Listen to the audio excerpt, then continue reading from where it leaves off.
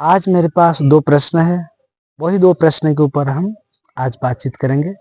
पहला प्रश्न है, भोले भंडारी बाबा शंकर भगवान के दर्शन हेतु लाखों भगत मुख में शंकर भगवान का जयकारा, हाथ में गंगा जल भरे हुए पात्र लेकर कोसों दूर से नंगे पांव पैदल यात्रा करके आते हैं भगवान शंकर को मनाने हेतु।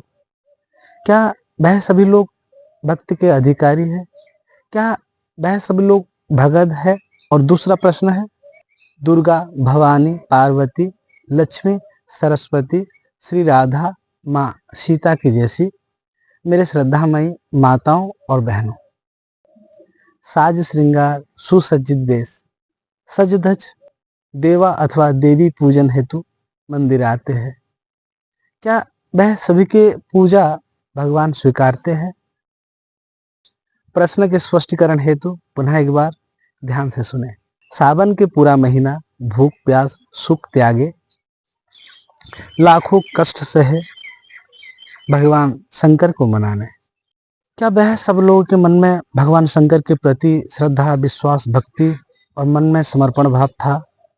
दूसरा प्रश्न, साज श्रृंगार वेश आभूषण साज श्रृंगार वेश आभूषण सवारते सवारते साज श्रृंगार वेश आभूषण सवारते सवारते सदा रहे चंचल मन, हाथ में लिए बैठे पूजा के थाली क्या स्वीकारते हैं भगवान?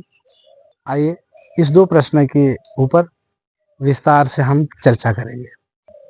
मुझे आप सब श्री वांछवटे के नाम से जानते हो, श्री राधे। आइए सबका स्वागत है। देखिए, पहला जो प्रश्न है इसमें भगवान शंकर के प्रसन्नता हेतु भगवान शंकर को मनाने हेतु भक्त लोग क्या नहीं करते हैं, क्या से क्या नहीं करते हैं।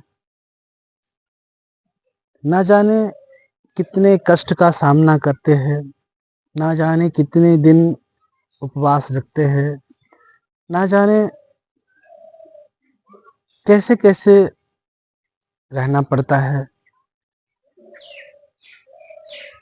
इस बात के ऊपर मैं बस मेरा जो विचार मैं एक शब्द में देना चाहता हूँ। शंकर भगवान को मनाने हैं तो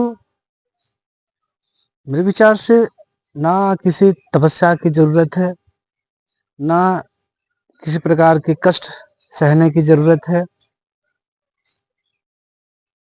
केवल बस मन में एक श्रद्धा की आवश्यकता है। भगवान शंकर को सर्वदेव सम्मत आशुतोष नाम मिला है। शंकर भगवान बहुत जल्दी प्रसन्न होने वाला देवता। शंकर भगवान बहुत जल्दी प्रसन्न हो जाते हैं। बस भगवान शंकर के सामने हाथ जोड़ लीजिए, प्रणाम कर लीजिए, फिर देखना शंकर भगवान प्रसन्न होते कि नहीं होते। और जब तक मेरे ख्याल से उत्सव का बात आता है, उत्सव तो एक अलग चीज है। उत्सव में हम कुछ भी कर सकते हैं। भगवान शंकर की प्रसन्नता हेतु भगत कुछ भी कर सकता है। वो नंगे पांव पैदल यात्रा करके कोसों दूर से भगवान का नाम संकीर्तन करते हुए मंदिर आएगा। कुछ भी ये जब जैसा होता है आप लोग जैसे देखते हो, ये सब कर सकता है। उत्सव की बात अलग है। उत्सव में आप कुछ भी कर सकते हो। भगवान की प्रसन्नता हेतु कुछ भी कर सकते हो। आपको जैसा विचार आए मन में वो कर सकते हो।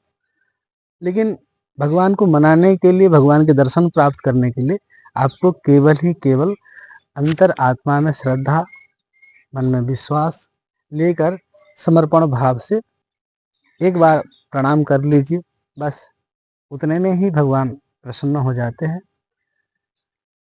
और दूसरा प्रश्न के उत्तर अगर मैं मेरे विचार से रखूं तो देखो, ये जो आपने कहा कि सज धज साज श्रृंगार वेश आभूषण सुसज्जित वेश, ये तो मेरी माताओं बहनों के आभूषण होते हैं, अलंकार होते हैं।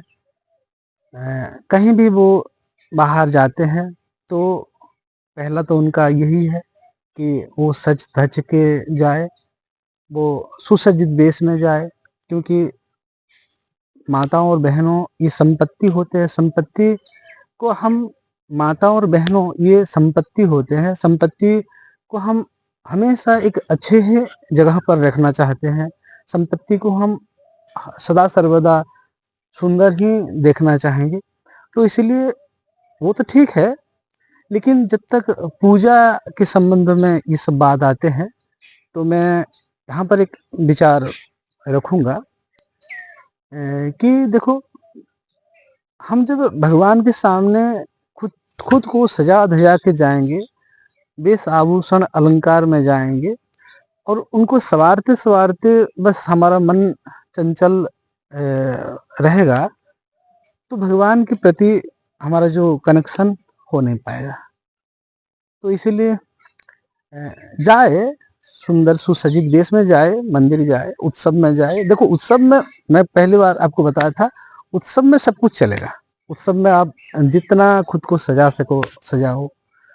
उत्सव में देखो, भक्त भी सजना चाहिए और भगवान भी सजना चाहिए। उत्सव तो तब होता है जब भक्त भगवान के बीच में साज श्रृंगार होगा, सुंदर जब सजावट होगा, तब तो उत्सव और ज़्यादा अच्छा लगता है। और जब तक पूजा की बात आता है, पूजा में देखिए, हम अगर भगवान के सामने जाएं और खुद के सजावट, खुद के साज श्रृंगार के प्रति ज़्यादा गुरुत्व देंगे, ज़्यादा महत्व देंगे, तो भगवान के प्रति हमारा नज़र नहीं रहेगा, भगवान के प्रति हमारा जो मन नहीं रहेगा। खुद के साज श्रृंगार के प्रति ज़्यादा मन रहेगा कि क्यों मेरे जो चुनरी है, क्यों कहीं ठीक से है या नहीं, जो मेरे कान में पहना हूँ कुंडल वो ठीक है या नहीं, गले में जो मेरे हार पहन के आया हूँ वो ठीक सही है या नहीं। उसको हम सवारते सवारते सजाते सजाते बस हम खुद के ऊपर हमारा मन लगे रहेगा।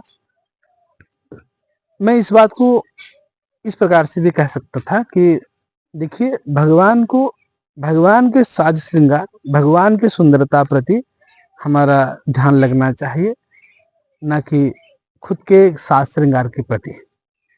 ठीक है, हम जब खुद के साज श्रृंगार के प्रति ध्यान लगाते हैं तो भगवान के साज श्रृंगार, भगवान के रूप को दर्शन में हम चूक जाते हैं।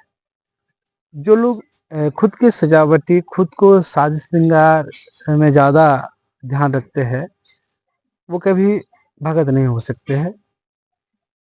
जो भगवान के साज श्रृंगार सुंदरता के प्रति ज़्यादा ध्यान रखते हैं, वो ही भगत होते हैं। और पूजा उन्हीं के स्वीकारते हैं भगवान, जो भगवान के प्रति, भगवान की खुशी के लिए कुछ भी करें। मेरे मन की ये बात मैं ज़रूर रखना चाहूँगा। कृपया आप सभी को मेरे निवेदन है, मेरी बात का कोई अन्यथा ना ले।